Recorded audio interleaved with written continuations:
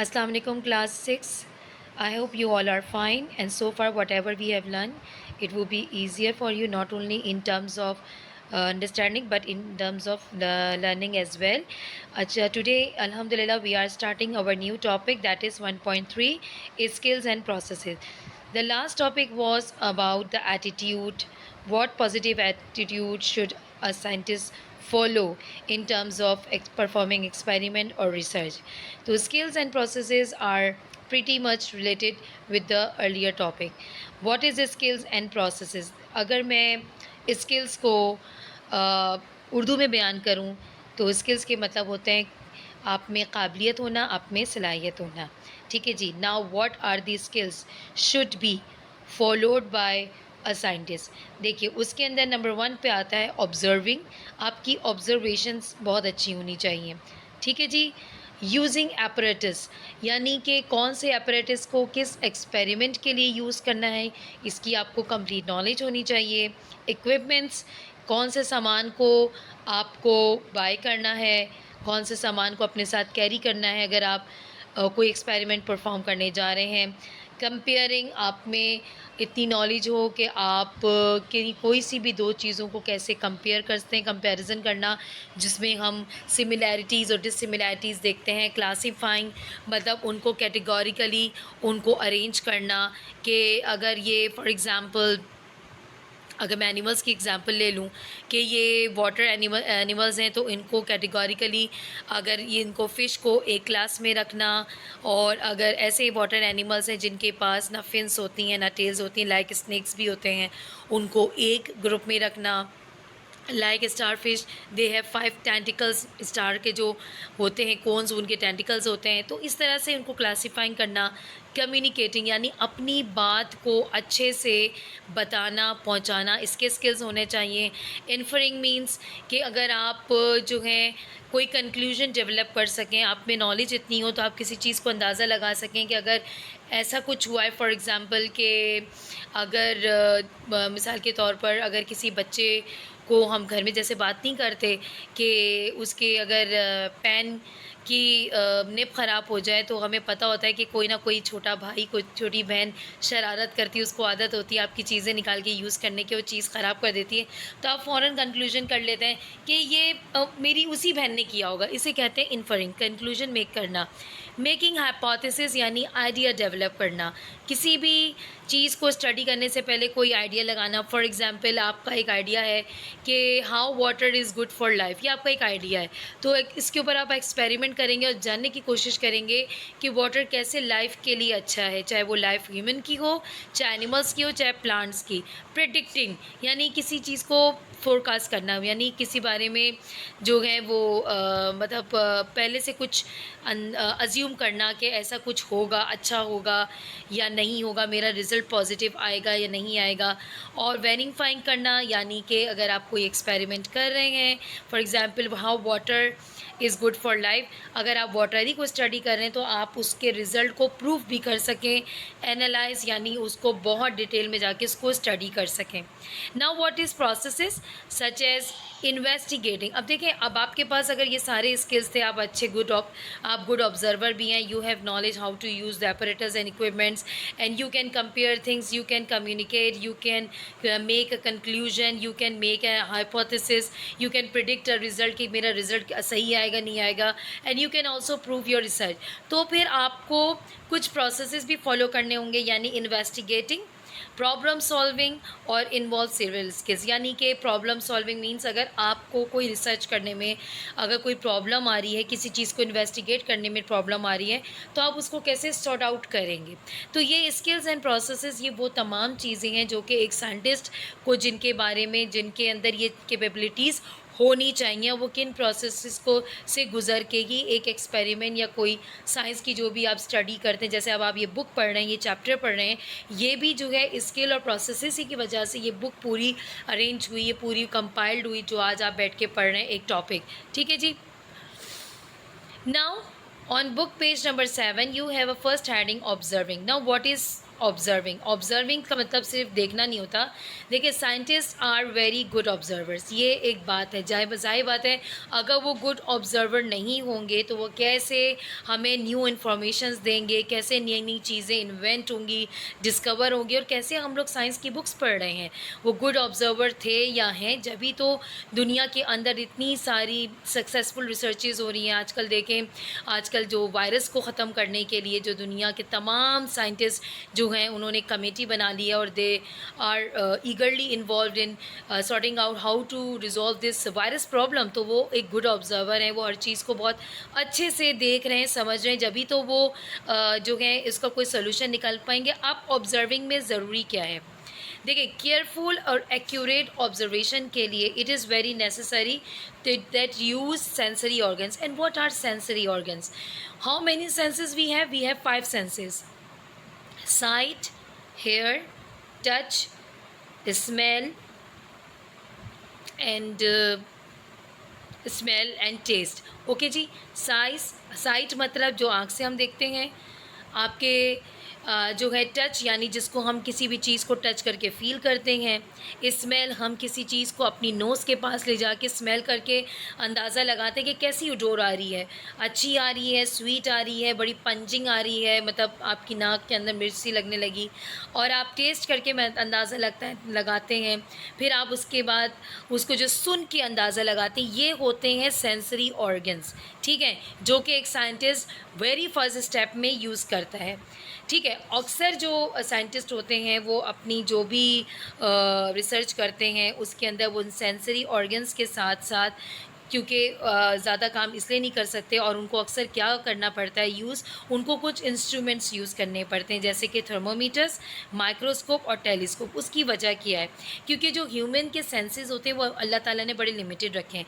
Can you see a Jupiter planet from the earth? We can not see. क्यों? क्योंकि हमारी जो human आई है वो उसके बड़े लिमिटेड सेंसेस हैं, हमारी साइट बड़ी लिमिटेड है। हमें स्टार्स भी बहुत छोटे छोटे से ग्लिटरिंग से नज़र आते हैं, but we can not say exactly what is the structure और what is the shape of that particular glittering star, क्योंकि हमें सिर्फ उसकी लाइट नज़र आती है, but we can not say the exact shape. ठीक है, इसी तरीके से जुपिटर्स हैं, आपका वीनस है, जो सोलर सिस्टम के जो प्लैनेट्स हैं आप उनको नहीं देख सकते। इसी तरीके से अगर if you have there is a picture on your book कि if you have a cup of tea, तो आप उसको जो है आप उसको देख के टच करके ये तो बता सकते हैं कि इट्स वेरी हॉट, लेकिन उसका टेम्परेचर कितना है, यानी कि वो डिग्री में, टेम्परेचर में उसकी डिग्री कितनी आएगी, आप उसको बता सकते हैं? हम नहीं बता सकते। तो हमें इन तमाम चीज़ों के लिए जो हेल्प लेनी पड़ती है वो हमें लेनी पड़ती है। हमारे कुछ इंस्ट्रूमेंट्स होते हैं, जैसे कि we can not see microorganism, for example bacteria. Can you see? We cannot see. Can you see the virus of corona? Obviously we cannot see. Whatever the images are playing on the TV or on the net, वो भी microscopic उनके images हैं। जब scientist ने उस virus को study किया, उसको माइक्रोस्कोप से देखा, तो उनके पास एक इमेज आया जो उन्होंने दुनिया को बताया कि ये जो कोरोना वायरस है वो दिखने में ऐसा है, because human eye has some limited sight. ठीक है, human hearing some limited sight. हम can you hear the voice of blossoming flower? We can not. हर चीज़ को अल्लाह ताला ने कोई ना कोई आवाज़ दी। अगर एक फूल खिल रहा है तो उसकी पत्तियों की भी तो कुछ हल्की सी सरसराहट होगी, but we can not hear. इसी तरीके से जो आपकी, जब तक कि मक्खी आपके कान के पास नहीं आती, आपको उसकी बजिंग की साउंड नहीं आती। अगर वही मक्खी अगर कहीं दूर टेबल पे बैठी हुई है तो can you hear the buzzing sound of a fly और buzzing sound of a mosquito इधर से उधर उड़ता रहेगा, आपको उसकी साउंड नहीं आएगी। लेकिन अगर बिल्कुल आपके कान के पास आएगा तो ही आप सुन पाएंगे। तो कुछ लिमिटेशंस अल्लाह ताला ने इंसान के सेंसरी ऑर्गन्स में रखे हैं। इसलिए साइंस को स्टडी करने के लिए, ऑब्जर्वेशन के लिए कभी हमें इंस्ट्रूमेंट्स की भी ज़रूरत पड़ती है। We use telescopes to see the planets, like we can see Jupiters, we can see stars, we can moon clearly, we can see Mars कि उस पर एक्चुअली है क्या, वाकई में लाइफ है कि नहीं है। तो ये वो इंस्ट्रूमेंट्स हैं जो हम यूज़ करते हैं। अनदर थिंग, अगर ये तो जी इंस्ट्रूमेंट्स की बात है, कुछ ऑब्जर्वेशंस जो हैं हम जो है जिसमें इंस्ट्रूमेंट्स नहीं होते और उसके अंदर ऑब्जेक्ट्स होते हैं जिसके थ्रू हम बनाते हैं। जैसे कि as you can see here is a picture of 3 types of plant. Pot A have a very green flourishing plant. Plot B has a very dull brown plant and plot C has a little bit tilted. अब इसके अंदर आपको observation आपको करनी है कि ABC में किस तरह की सॉइल जो है वो डाली गई, कौन सी सॉइल थी, फर्टिलाइज़र वाली थी, सिर्फ सैंड सॉइल थी या क्ले सॉइल थी, किस टाइप की सॉइल जो थी वो डाली गई और कौन सी सॉइल जो है वो प्लांट्स के लिए बहुत ही अच्छी होती है। यानी कि किस सॉइल में, अगर जैसे कि क्वेश्चन भी है कि which type of fertiliser works the best. अब आप यहाँ पे ये देखिए कि एक फर्स्ट पिक्चर में जो है एक पॉट है जिसके ऊपर बड़ा ग्रीन प्लांट है और वहाँ पे एक सॉइल भी लिखी हुई है और फर्टिलाइज़र भी रखा हुआ है। ठीक है जी। अब यहाँ पे ये देखिए कि इस चीज़ को हम कैसे ऑब्ज़र्व करेंगे, हम यूज़ करके ऑब्ज़र्व करेंगे। और ऑब्ज़र्व करने में हम कौन सा सेंसरी ऑर्गन यूज़ कर रहे हैं, हम साइट का यूज़ कर रहे हैं। As you can see, you can easily से कि the pot A plant is very healthy, pot B plant is not healthy and pot C plant is very weak. क्यों? और आपने इस चीज़ को अपने सेंसरी ऑर्गन से कैसे यूज़ किया, क्या आपने अपनी आंखों से देखा, साइट देखा और आपने फिर डाल दिया जो मैंने सॉइल पॉट ए में डाली थी वो बेस्ट सॉइल थी, वो फुल ऑफ फर्टिलाइज़र थी। इट मीन्स कि जो है फर्टिलाइज़र्स जो होते हैं वो प्लांट्स के लिए बहुत अच्छे होते हैं। This is how we can make observation without using any instrument. ठीक है जी। I hope this topic is clear. Now the second heading of the topic is communicating. अब देखिए, कम्युनिकेशन इज़ अ स्किल। जो इनको बात अच्छे से करनी आती है, जिनको अपना आइडिया अच्छे से प्रेजेंट करना आता है, क्लास में भी आप देखें जो बच्चे you can consider, you can think about your class fellow, those girl who speak very clearly and who has the ability girl who can convey her message, her answer very easily to the teacher. So teacher always gets happy with that particular girl. And those girls who started shying and smiling and murmuring, only murmuring means कि मुँह के अंदर बुड़वाए, उनका message clear नहीं पहुंचता तो teacher get frustrated, भाई आप क्या बोलना चाह रहे हैं, आप क्या कह रही हैं, समझ में नहीं आ रहा। तो बिल्कुल communication is a very good skill. For this skill आपको अपने आइडिया को, अपनी इन्फॉर्मेशन को जो है वो लोगों तक पहुंचाना है। अब उस आइडिया को, इस इन्फॉर्मेशन को आप पहुंचाने के लिए वो कौन कौन से तरीके आप अपनाते हैं। जैसे कि आप टेबल्स बनाते हैं। टेबल्स मतलब कि आप देखें साइंस के अंदर टेबल्स होते हैं, कॉलम्स बने होते हैं, चार्ट्स होते हैं, फ्लो चार्ट जैसे कि आपने क्लास 5 में बनाया था। आप ग्राफ्स बनाते हैं, ये न्यू चीज़ है। आप ड्राइंग बनाते हैं जैसे कि डायग्राम।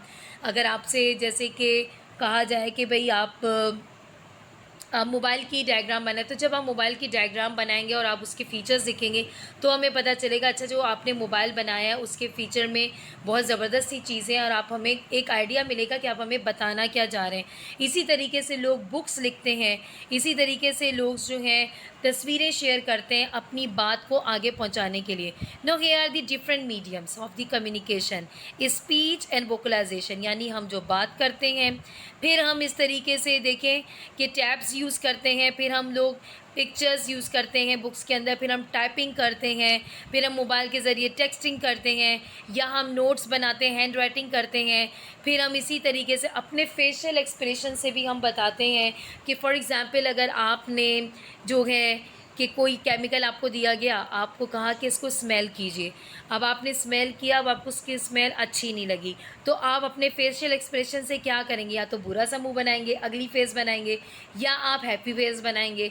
जैसे हम लोग परफ्यूम जब शॉप पे जाते हैं परफ्यूम को बाय करने के लिए, तो हम क्या करते हैं, वो शॉपकीपर क्या करता है, एक हल्का सा स्प्रे हमारे रिस्ट पे करता है और कहते हैं बाजी स्मेल करें। अगर किसी परफ्यूम की बहुत अच्छी स्मेल करते हैं तो आप अपने फेशियल एक्सप्रेशन से शो करते हैं कि हाँ ये बहुत अच्छी स्मेल है, ये वाला मम्मा ये वाला ले लीजिए।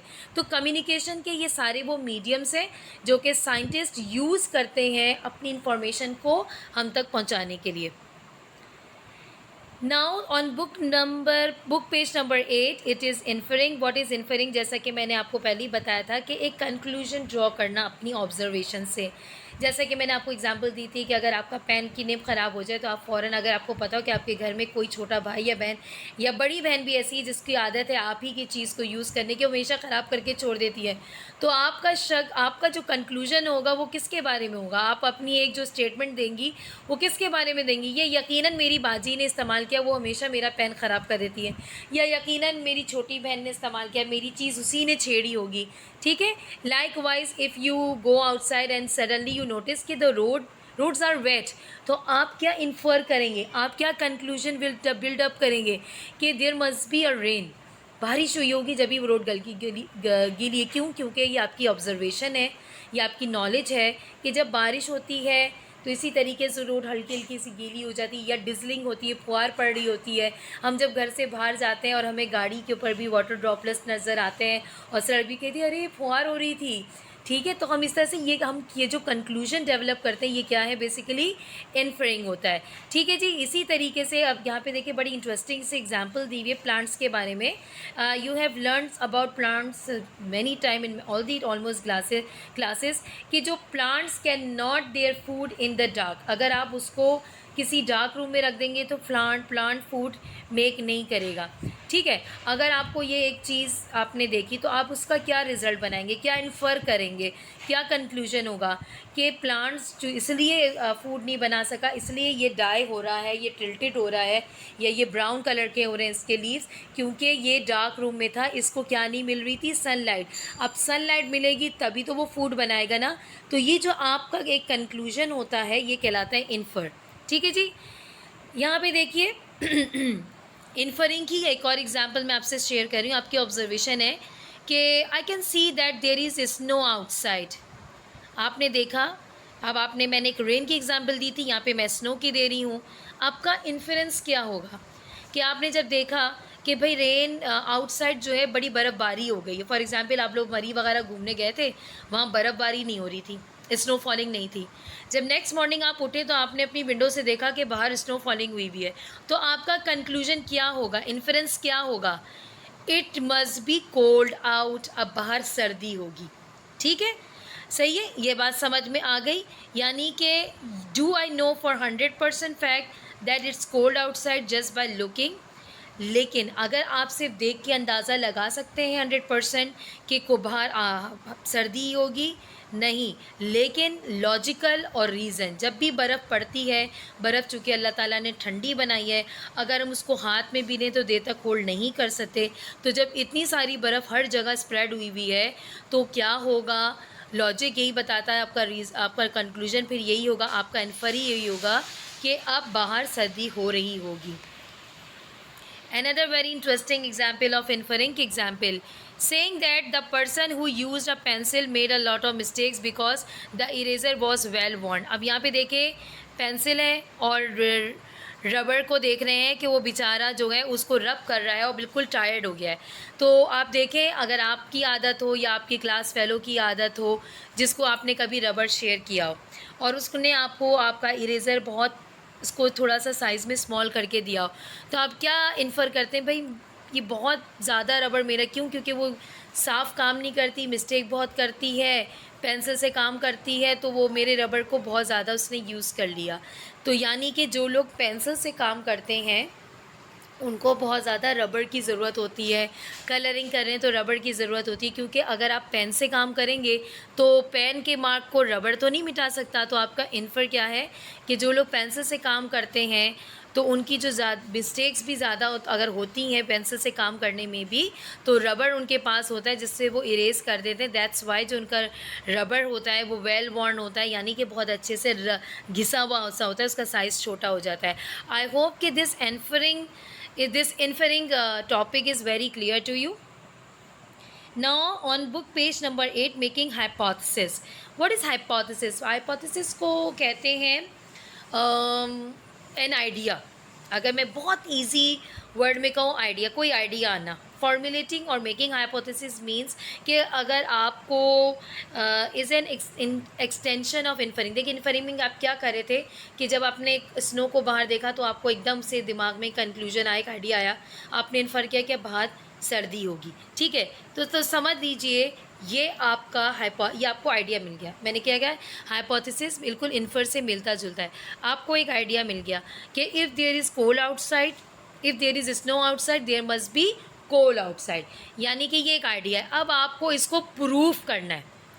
अब आप इसको प्रूफ करने के लिए क्या करेंगे, you will tested it by investigation. अब आप इन्वेस्टिगेशन कैसे करेंगे, आप जाएंगे, आप बर्फ़ को लेंगे, आप बर्फ़ को स्टडी करेंगे और आप देखेंगे इसकी क्या क्वालिटी है। इसकी क्वालिटी ये है कि इसके अंदर फ्रीजिंग पॉइंट इसका इतना हाई है, इसलिए ये जम गई है, और हमारी स्किन में इतनी रेजिस्टिबिलिटी नहीं है कि हम इतनी देर तक ठंड को बर्दाश्त कर सके, वरना हमारे जो है सेंसेस जो हैं वो बिल्कुल फेंट होने लगेंगे, हाथ सुन्न हो जाता है। तो आपको, और जब आपको हाथ पे फील हो रही है ठंडक और आपको बॉडी पे फील हो रही है ठंडक और आपको नीड हो रही है कि आप कोई वार्म क्लोथ पहने, तो ये आपने इस हाइपोथेसिस को एक बनाया था कि if there is snow outside there must be cold outside. तो अब आपने इसको इन्वेस्टिगेट किया, इस आइडिया को, इस हाइपोथेसिस को, और उसके लिए आपने इन्वेस्टिगेशन की, ठीक है जी। इसी तरीके से एक बहुत ही इंटरेस्टिंग आपको जो है एग्जाम्पल आपकी बुक के पेज नंबर 9 पे दिए हुई है कि अगर आपका लिखा हुआ यहाँ पे कि if a computer monitor is not working what is the possible cause. अचानक से कंप्यूटर मॉनिटर ने काम करना बंद कर दिया, तो पॉसिबल कॉज क्या होगा, तो आपके दिमाग में एक आइडिया आएगा, वो एक हाइपोथेसिस आप बिल्डअप करेंगे। शायद यहाँ पे सीपीयू और मॉनिटर के दरमियान जो है वो लूज़ कनेक्शन हो गया। अब ये आपके दिमाग में एक आइडिया आया, आपका ये हाइपोथेसिस आपने बिल्डअप कर लिया। अब इसको वेरीफाई करने के लिए, इसको टेस्ट करने के लिए आप क्या करेंगे, आप कनेक्शन को चेक करेंगे, जैसा कि लिखा हुआ है भी है 4th लाइन में, you can test your hypothesis by fixing the connection and checking if the monitor works, ठीक है। अब आप चेक करेंगे, ऑब्वियसली आपको एक आइडिया आ गया, एक हाइपोथेसिस आपने बिल्डअप कर लिया कि सीपीयू और मॉनिटर के दरमियान का कनेक्शन लूज़ हो गया है। आपने कनेक्शन को फिक्स करके चेक किया कि क्या मॉनिटर वर्क कर रहा है। If it does not work, अगर वो काम नहीं करता, या हाइपोथेसिस इज़ फॉल्स, यानी कि जो आइडिया आपको मिला था, जो हाइपोथेसिस आपने बनाया था, वो गलत हो गया, रॉन्ग हो गया। You can come up with another hypothesis, फिर आप एक और आइडिया डेवलप करेंगे। आइडिया लगा देना, अब्बू जैसे घर में काम करते हैं, भाई काम करते हैं, अच्छा मैं ये कर, वो एक्चुअली हाइपोथेसिस बिल्डअप कर रहे होते हैं, आइडिया बिल्डअप करते हैं। फिर आप एक और करेंगे, that the computer monitor is faulty, कहीं ऐसा तो नहीं कि कंप्यूटर मॉनिटर ही ख़राब हो गया हो, क्योंकि if connections are fix, there is no any loose connection, there is no any breakage in the wire, तो इट मीन्स कि जो क्या कहते हैं, जो कहीं ऐसा ना हो कि मॉनिटर ही फॉल्टी हो। फिर आप क्या करेंगे, आप उसको टेस्ट करेंगे। उसको कैसे टेस्ट करेंगे कि आप मॉनिटर, अगर आपके पास घर में फॉर एग्जांपल अगर ये स्कूल है, स्कूल में ऐसा हुआ हो, तो टीचर क्या करेगी कि एक मॉनिटर को दूसरे मॉनिटर से रिप्लेस करके देखेगी, उसको कनेक्शन देगी। अगर तो वो वर्किंग करने लगा, न्यू मॉनिटर, इट मीन्स कि आपका हाइपोथेसिस बिल्कुल, सेकंड हाइपोथेसिस यानी सेकंड आइडिया ठीक था कि हम मॉनिटर रिप्लेस करके देखते हैं, और नहीं तो आपका सेकंड भी फॉल्स हो गया। फिर आप उसको रिपेयर करने के लिए आप शॉपकीपर के पास लेके जाएंगे, अगर आपके पास एक सेकंड मॉनिटर नहीं था इन केस। लेकिन जैसे स्कूल की मैंने मिसाल दी, स्कूल में नॉर्मल हमारे पास देखें बहुत सारे मॉनिटर हैं, तो हम यही करते हैं, अगर एक मॉनिटर नहीं लगता, वर्किंग में होता, तो हम दूसरे को लगा के देखते हैं, कनेक्ट करके एक हाइपोथेसिस हम बिल्डअप करते हैं कि try to work with the replaced monitor, और उसका कनेक्शन उसको मिल जाता है, तो हमें ये पता चल जाता है अच्छा पहले वाले के को रिपेयरिंग की ज़रूरत है, उसको हम रिपेयर करने भेजते हैं और फिर हम अपना वर्किंग स्टार्ट कर देते हैं। It is called hypothesis, and it is how we use the idea or hypothesis in the science to investigate something. Here is the chart. It is very important as testing hypothesis, and I will ask you all, when I will give you the homework, you will draw this flow chart in your journal as well, but when I will inform you only then. सबसे पहले अब आप देखिए कि again हमारे यहाँ पर एक पूरा पैराग्राफ था, इसी पैराग्राफ की बेस्ड के ऊपर कैसे हाइपोथेसिस का पूरा एक फ्लो चार्ट बिल्डअप होता है। टेस्टिंग हाइपोथेसिस, ऑब्जर्वेशन क्या थी, monitor, computer monitor is not working, ये ऑब्जर्वेशन थी। हाइपोथेसिस क्या था कि connection between monitor and CPU is loose, ये पहला आइडिया था। Make a hypothesis, test the hypothesis, क्या किया कि fix the connection to see if the monitor works, fix करके देखा। उसके बाद क्या हुआ, फिर हमने रिज़ल्ट चेक किया। Does the result of the test support the hypothesis, ठीक है जी। यानी जो हाइपोथेसिस हमने फर्स्ट हाइपोथेसिस बिल्डअप किया था कि कनेक्शन को फिक्स करके देखें कहीं कनेक्शन तो नहीं लूज़ हो गया, फिर हम उसका रिज़ल्ट देखेंगे। एक्सेप्ट द हाइपोथेसिस येस और make a new hypothesis no. तो हमारे उसमें क्या हुआ था, जब ये हमने फर्स्ट हाइपोथेसिस बनाया था तो हमने क्या किया था, हमने रिज़ल्ट को एक्सेप्ट किया था क्योंकि कनेक्शन तो लूज़ था, कनेक्शन का कोई चक्कर ही नहीं था, ना लूज़ था ना वो कुछ था। तो हमने उस हाइपोथेसिस को क्या किया, एक्सेप्ट नहीं किया, हमने लिखा नो और हमने मेक अ न्यू हाइपोथेसिस। और हमारा न्यू हाइपोथेसिस क्या था कि to replace the computer monitor from the end second computer monitor. फिर हमने एक न्यू हाइपोथेसिस बनाया था। This is how we make this flow chart for making the hypothesis. On book page number 10, there is planning investigations. अब आपने observation पढ़ ली, आपने communication पढ़ ली, आपने इन्फरिंग को अंडरस्टैंड कर लिया and you understand the making how to make the hypothesis. Now अब जब ये सारी चीज़ें हो गई तो इनको प्लानिंग करनी, इनको कैसे फॉर्मुलेट कैसे करना है, how to bring all the study into action. तो अब आपको प्लानिंग करना बहुत इसके लिए ज़रूरी है। जितनी भी साइंटिफिक नॉलेज आपने अपनी ऑब्जर्वेशन के थ्रू गेन की, कम्युनिकेशन के थ्रू यानी कि आपने उसको एक पेपर पे लिख लिया, फिर आपने इन्फरिंग की, आपने कोई कंक्लूजन बनाया और फिर आपने आपने एक हाइपोथेसिस बिल्डअप किया उसको इन्वेस्टिगेट करने के लिए। नाउ अब आप उसको प्लान करें, आप कैसे उसको जो है अपने रिज़ल्ट को लेके आएंगे। अब इसके ऊपर होता ये है कि साइंटिस्ट जो होते हैं जितनी भी उन्होंने नॉलेज गेन की होती है उसको वो उनका मतलब बहुत सारी इन्वेस्टिगेशन का रिज़ल्ट होता है जो कि वो थ्रू आउट द ईयर करते हैं, ठीक है जी। अब फिर वो उसको इन प्लान करते हैं हम किस तरीके से कौन कौन सी चीज़ों को यूज़ करते हुए हम अपने हाइपोथेसिस को इन्वेस्टिगेट कर सकते हैं। फिर अब प्लानिंग आती है इन्वेस्टिगेशन की, हमें कौन कौन से इक्विपमेंट्स की ज़रूरत होगी, अगर ऐसा कोई हाइपोथेसिस है जिसमें हमें इक्विपमेंट की नीड होगी, एपरेटस की नीड होगी तो हम वो यूज़ करेंगे। और हमें अगर किसी इन्वायरमेंट की ज़रूरत है या हमें किसी ऑब्जेक्ट की ज़रूरत है या हमें किसी इंस्ट्रूमेंट की ज़रूरत है, हमें कौन कौन से प्रॉब्लम आ सकते हैं, अगर प्रॉब्लम आएगा तो हम उसको कैसे सॉल्व करेंगे, हम कैसे अपने रिज़ल्ट को लिखेंगे, ये तमाम चीज़ें जो हैं इन्वेस्टिगेशन को बिल्डअप करने के लिए प्लान की जाती हैं। Now here is the chart planning investigation on your book. ये भी इम्पॉर्टेंट है। सबसे पहले आपने एक क्वेश्चन या एक हाइपोथेसिस बना लिया। अगेन हमने एग्जांपल ली कंप्यूटर मॉनिटर की, वो आपका हो गया था। जब आपका सेकंड हाइपोथेसिस आपने बिल्डअप किया था तो उसके बाद आपने क्या किया, आइडेंटिफाई द वेरिएबल्स इन्वॉल्व, यानी कि कौन से वेरिएबल्स को हमें चेंज करना है या कौन से वेरिएबल को रखना है। फॉर एग्ज़ाम्पल जब आपका मॉनिटर को हम रिप्लेस कर रहे थे तो हमारे वेरिएबल सबसे पहले क्या था, मॉनिटर। जब हमने उसके कनेक्शन को चेक किया था तो हमें पता चला कि कनेक्शन में कोई मसला नहीं है, मीन्स कि मॉनिटर में मसला है। तो हमने सबसे पहले एक वेरिएबल को चेंज किया, वो क्या था, फर्स्ट कंप्यूटर मॉनिटर, उसको हमने चेंज किया। किसको कांस्टेंट रखा, यानी सीपीयू को। कांस्टेंट मतलब चेंज ना करना, जिसको हम चेंज नहीं करते। हमने सीपीयू को चेंज किया, हमने नहीं किया, सीपीयू अपनी जगह पे था। हमने किसको चेंज किया, जो फर्स्ट मॉनिटर था जो कि वर्किंग में नहीं था। डिसाइड ऑन द मटेरियल्स और equipment required for the investigation. आपने मटेरियल्स, अगर आप इस इन्वेस्टिगेशन में आपको किसी मटेरियल की इक्विपमेंट की ज़रूरत थी तो आपको नीड थी सेकंड मॉनिटर की, आपने उसको डिसाइड किया और आपने उसको लगा के देखा।